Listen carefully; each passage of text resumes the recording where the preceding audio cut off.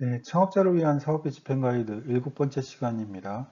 오늘은 창업지원사업 비목표 사용 기준 중에 재료비, 여비, 교육훈련비에 대해서 알아보겠습니다. 일단 재료비, 여비, 교육훈련비의 사용 용도를 보시면 재료비는 시제품을 제작하는 데 소요되는 재료 원료를 얘기합니다.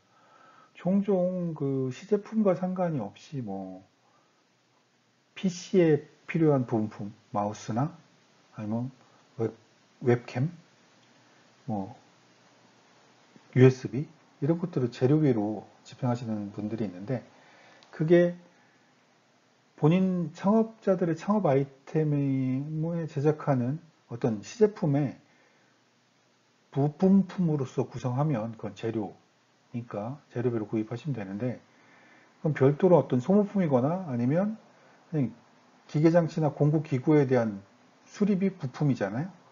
이런 것들은 재료비는 아니에요. 재료비는 명확하게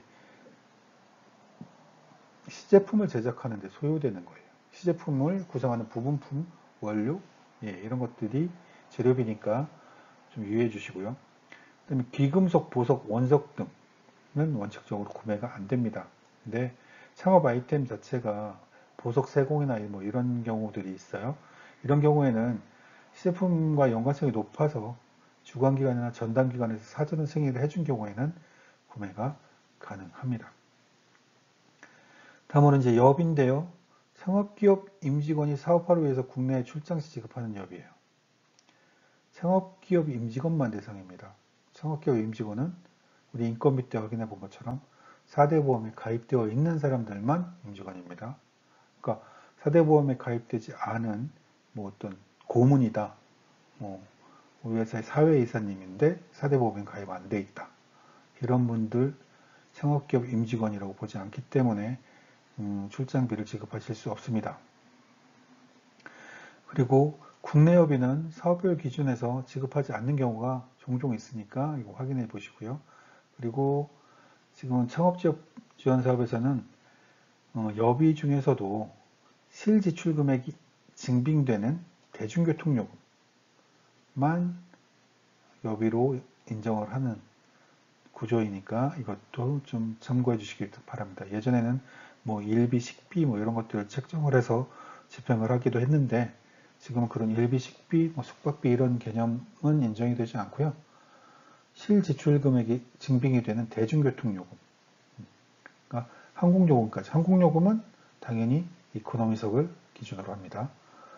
이런 대중교통요금에 대해서만 지원이 가능하고요. 교육훈련비에 대해서는 창업기업 임직원이 사업화를 위한 기술 경영교육. 그러니까 교육의 종류는 뭐 다양하게 기술이어도 되고 경영 관련된 교육이어도 상관이 없습니다.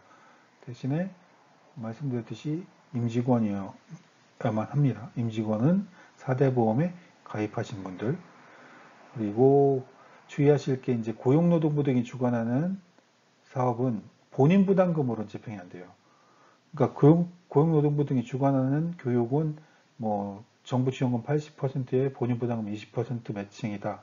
이런 식으로 나오는 경우가 많은데 이때 80%를 정부에서 지원을 해주는 사업이기 때문에 본인 부담금은 자비로 들어가야지 이걸 창업지원사업비에서 지원을 해주면 이 정책 목적과 다르게 100%를 지원해 준 게 되잖아요. 그래서 이런 경우, 이런 식의 교육에서는 본인 부담금을 사업비로 집행하는 건 불가능하니까 유의해 주시기 바랍니다.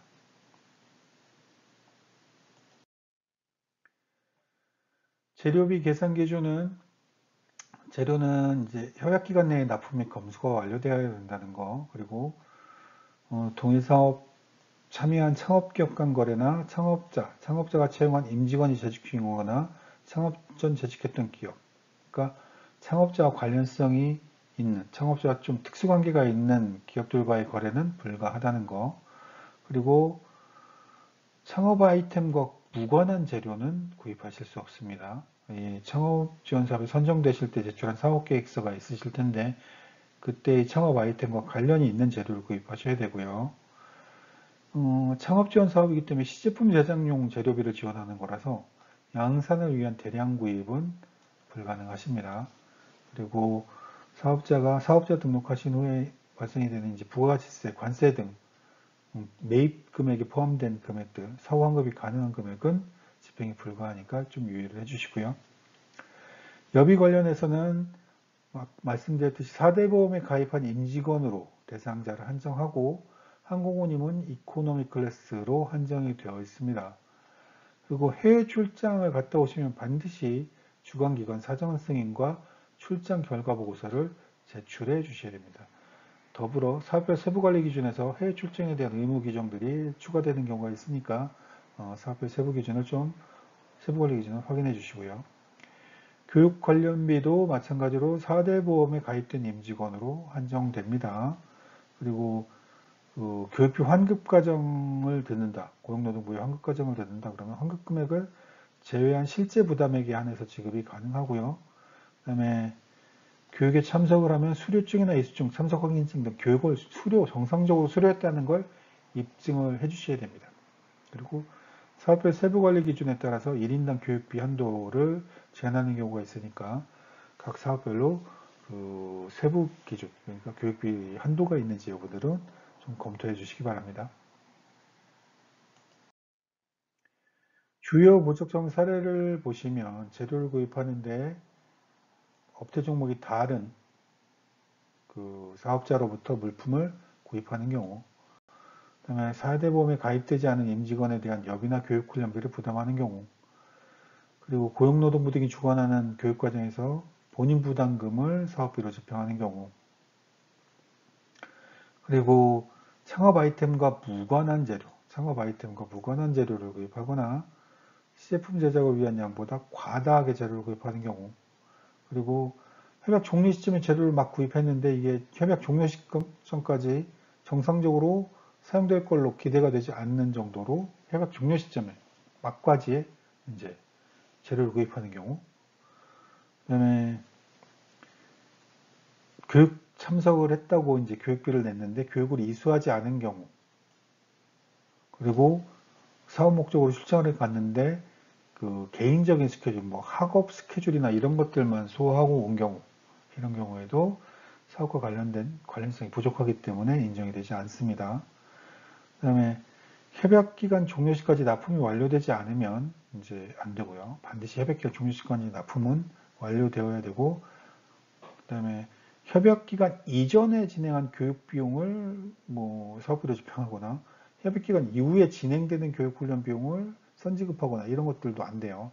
다 협약기간 내에 있는 것들만 인정이 되니까 그 부분 좀 반드시 유의해서 지켜주시기 바랍니다. 그리고 증빙자료 및 거래 객관성 부족, 이 부분은 이제 거래명세서나 검수조서, 증빙사진을 통해서 품목과 수량을 증명하기가 미흡하다. 그러니까 물건을 A라는 품목을 1000개를 샀다. 그러면 A라는 품목을 확인할 수 있는, 내용물을 확인할 수 있는 사진과 1000개 수량으로 확인할 수 있는 사진, 이 2장 정도의 사진이 검수조서에 첨부되셔야 됩니다. 그리고 범용성 물품, 그러니까 인터넷에서 검색이 가능한데 시세보다 지나치게 고가로 구입한 경우에는 불인정하게 되죠. 시세보다 얼마나 비싼 게 고가냐, 지나치게 고가냐, 이건 명확한 기준은 없습니다. 그냥 제 개인적인 어떤 기준치를 얘기하자면 저는 시세 확인한 것보다 30% 이상 비싸면 고가라고 보고 관련된 사유나 이런 것들을 추가적으로 요청을 하고 있고요. 명확한 사유가 없는 경우에는 불인정하고 있습니다. 그다음에 교통비 증빙일자하고 출장일자가 다른 경우, 그리고 증빙자료에 사실과 다른 정보가 기재된 경우, 또는 연락처가 없는 경우, 그리고 창업자 친족 등, 그리고 그 창업자와 창업자 친족, 그리고 고용한 임직원이 재직 중이거나 퇴사 후 1년 이내인 기업, 당연히 동일사업에 선정된 창업기업 간 거래, 이렇게 좀 특수한 관계에 있는 사업자와의 거래는 대외적인 신뢰성을, 그러니까 외관적으로 보이기에 어떤 거래 신뢰성을 훼손시키고 있기 때문에 이 정보사업비 집행하실 업체로는 적절하지 않습니다. 이런 거래는 규정성에 제한을 두고 있기 때문에 여러분들이 좀 유념하셔서 사업비 집행에 좀 유의를 해주시는 게 필요합니다.